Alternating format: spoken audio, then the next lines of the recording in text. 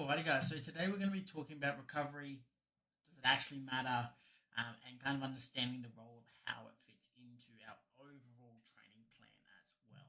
So let's jump straight into it. So why does recovery matter? So basically, recovery is just might mean to you sitting back and just doing nothing, but in reality, obviously, recovery is going to be a massively active part of our training. There's always going to be a huge emphasis on training intensity, volume, and pushing ourselves in the gym, and that we can really get caught up in that. And we're going to see how, yes, it's a massive part of that, but also recovery plays a massive role too. And if we're not recovering properly, we can actually go backwards in our performance and results as well. And that's what this graph will demonstrate, which we'll go over in a second. One key factor that we do overlook, that sometimes can be overlooked, though, is recovery. And it's easy to think that progress is solely made by working harder and lifting heavier, but in reality, the improvements we make all happen during the actual recovery process. So the training is just a stimulus, the recovery is where we actually get to get better. When we train, we cause damage to our muscles. Recovery is going to be that process that allows the body to repair, adapt, and grow stronger to deal with that stimulus. So often, so without sufficient recovery, those adaptations simply just won't happen, and we can actually see a regression in our performance and a massive increase in injury risk as well. So, if we have a look at this graph here, it kind of highlights it really, really well, right? So, let's say this is on a Monday, you train legs, you train really hard, you take stuff to failure, you have an awesome session. Fantastic. This is our baseline performance. Your performance will then get worse. So, for example, if you were to train legs the next day, you wouldn't be able to do as much because you're sore, which is to be expected. So, the optimal training stimulus is here. It's reduced your training performance to a point. Your then body will then start the recovery phase, right? So, let's say this is day one. So, like you train legs on Monday. This is Tuesday to make it nice and easy. Let's say this here is Wednesday, right? So like 2 days later. If you were to train legs again here, you're still actually underneath your optimal performance level. You then stimulate your legs. You then create an even bigger recovery need for your body, right? So you can start to see that if we went down here and we didn't let the body actually recover back to baseline, we can actually start to continually decrease performance, which is either going to regress us in our results or it's going to increase injury risk. So what we want to do is we actually want to wait minimum that extra day, right? So let's say this is Thursday, right? And you get back to baseline. This is going to be different for everyone, but let's just say Thursday is here. Fantastic. If you were to train legs again here, awesome. You would then get back to this point of you give the body a training stimulus, it recovers, but it gets back to baseline. If you gave it an extra day or two, it would actually go into what we call super compensation. So basically, the body then kind of hyper recovers and it recovers so that it doesn't create the same impact from the same stimulus as last time. So it's the idea of progressive overload, right? So it's like if we're always hitting the same weight, the body actually recovers enough so that it becomes homeostasis, or the body can deal with it without having to go up or down. The idea is that this stimulus, if you were to lift 100 kilos forever, this reduction in performance would become less and less and less each time because your body's getting stronger and stronger and stronger, and that super compensation is doing a better job. So it can create this training stimulus. We just need to continually increase the weight, but then you need to let the body actually do its job in terms of the recovery and then the super compensation to get better, to get stronger, to build more muscle, to build more strength, basically. So hopefully this highlights the importance of obviously training hard, and this doesn't work if we don't train hard. So training hard and training volume and intensity is a massive part of it, but the recovery is just as important, if not more important, right? We won't get better if we don't have this, but we won't get better if we don't allow the body to actually recover. So like I said before, prioritizing recovery means embracing strategies like adequate sleep, balanced nutrition, hydration, and even activities like stretching or foam rolling, which can aid in muscle relaxation and muscle repair. Recognizing the signs of fatigue or overtraining is crucial. Sometimes a day of rest can be way more beneficial than an extra workout session. Incorporating rest days and active recovery sessions into our training routine ensures that we're not only building strength, but also maintaining it sustainably. Remember, recovery is a vital component of our success and a massive part of a balanced training program. So sleep and recovery. Sleep is going to be one of the most underrated yet most important aspects of recovery. It's during sleep that our body does most of the significant work in repairing, rebuilding muscle tissue, balancing hormones, and restoring energy levels. If sleep is down, a lot of the body's checks get downregulated, right? Hormones potentially can start to get out of whack. Energy obviously is significantly lower. Recovery is way lower, as we saw before. That means that we can't train as often because then the recovery is not going to be meeting the demands of the stimulus and all those things. So we just want to make sure that sleep is our number one metric that we track, especially when it comes to recovery. Sleep deprivation reduces muscle protein synthesis, and it's going to spike our body's cortisol levels. If our body starts to spike cortisol levels, we can start to see a breakdown of muscle. So all of a sudden, we have a reduction on how much muscle the body can build, and then we actually have an increase in how much muscle the body breaks down. We can start to see how sleep deprivation will start to actually push us backwards in terms of both strength and muscle goals. In terms of how much sleep we actually need, general recommendations for adults is about 7 to 9 hours of unbroken sleep per night, with typical prescriptions for like athletes or elite athletes being upwards of 9, depending on how intense their training is. Again, if we can't get 7 to 9 hours unbroken, sometimes lifestyle factors like work, children, sleep schedules as a whole will prevent us from getting obviously a 7 to 9 unbroken hours of sleep. So using naps throughout the day is a great way to be able to make up this lack of sleep as well. So sleep quality versus quantity. Quantity is obviously massively important, making sure we get enough in, but the quality of our sleep also matters as well. Things like how often we wake up during the night, how long you spend in REM, and how we feel when we wake up to determine our overall sleep quality. The two easiest ones to determine is how you feel when you wake up, and then how many times a night you wake up. Obviously, figuring out how long you spend in REM can be a bit harder to figure out, right?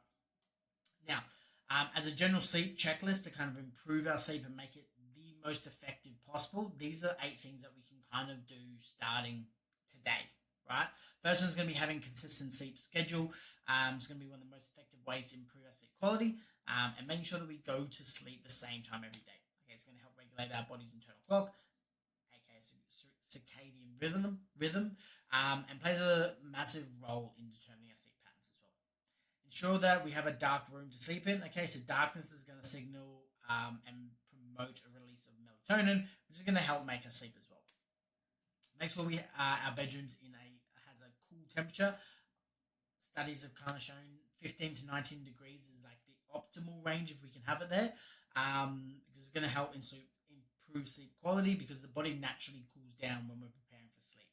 So it helps set the body in a position to be like, cool, it is now time to sleep, and kind of gets the body ready for that too. Minimal noise. Using earplugs or white noise machine if you live in a noisy area or experience disturbances throughout the night can help. Otherwise, reducing obviously as much noise as possible always helps. Avoiding stimulants. This is a massive one. Caffeine, other stimulants like pre-workouts, green tea, coffee, obviously, all of them, energy drinks, and even some sugar-free soft drinks, depending on what they have in there to account for the sugar, can have traces of caffeine as well. So making sure that we reduce the caffeine and the stimulants in our system leading up to bed. Obviously, caffeine can stay in our system for hours and can disrupt our ability to fall asleep and stay asleep. Even if you don't feel the effects of it, it can still affect the way you sleep. So if you are really struggling to stay asleep throughout the night, potentially push your last dose of caffeine earlier or reduce your overall amount of caffeine, and then you'll probably see that you'll start to sleep through really, really well. Reducing screen time, so blue light emitted by phones, tablets, computers, TVs, can obviously interfere with our melatonin production, which is a massive hormone for sleep. So trying to stop using electronic devices, 36 minutes before bed is a fantastic time, which kind of then ties into relaxation techniques.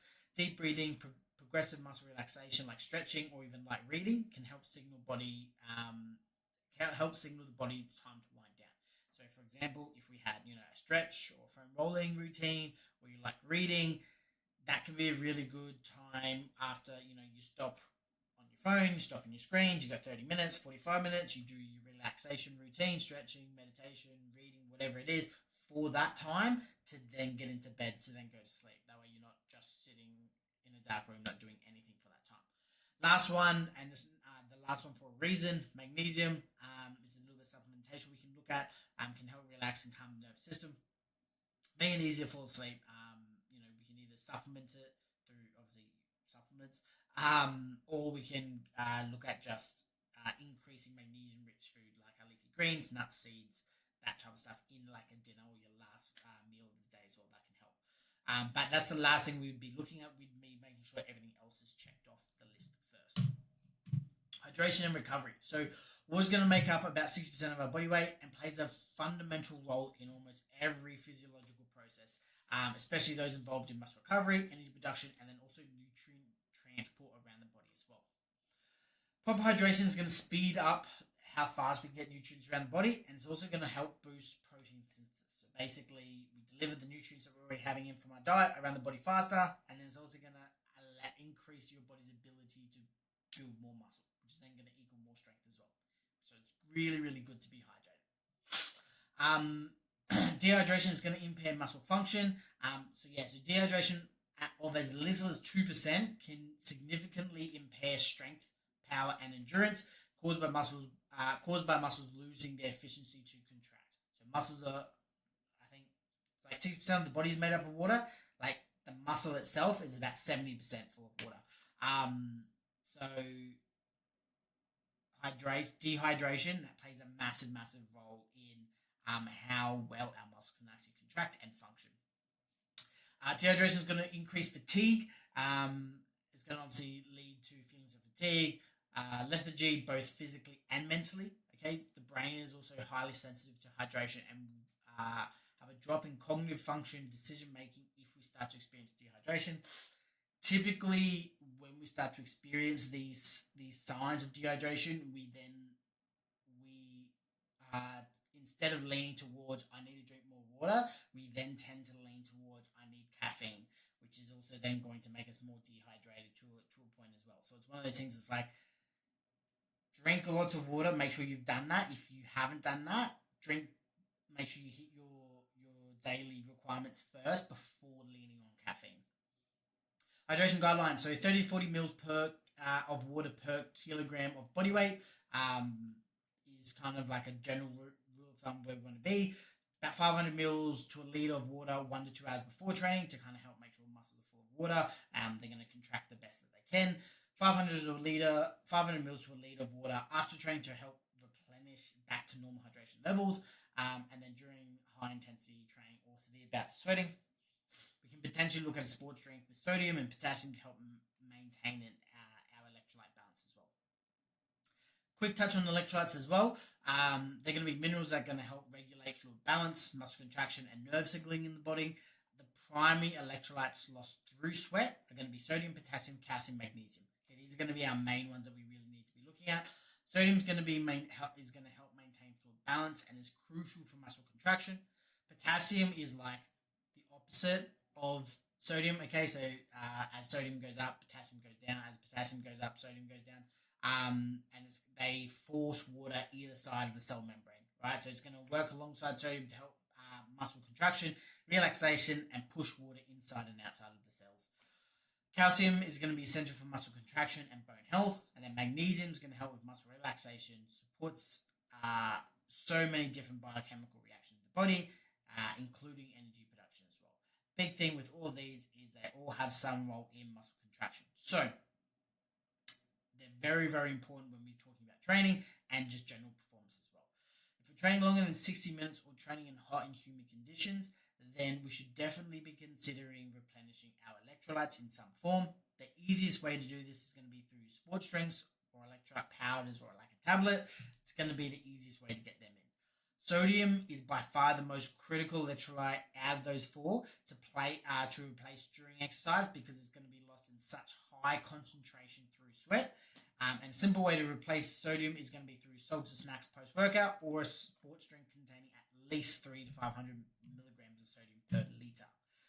So sodium's going to be like, even though all of them help with muscle contraction, sodium's going to be the number one that really boosts training performance. Active recovery. So active recovery, this is kind of the thing that most people think about when it comes to recovery. I really like to touch on sleep first, hydration second, because they're the two main things that have the biggest impact. Active recovery will have still a significant impact, but it's not going to be as much if our sleep and hydration are out. So active recovery is going to be activities that promote blood flow, reduce muscle stiffness, and help the body recover from intense training. While complete rest has its place, active recovery methods like stretching, foam rolling, and SMR, self-myofascial release, can significantly speed up recovery, reduce muscle soreness, and improve mobility. Stretching is one of the simplest and most effective recovery techniques.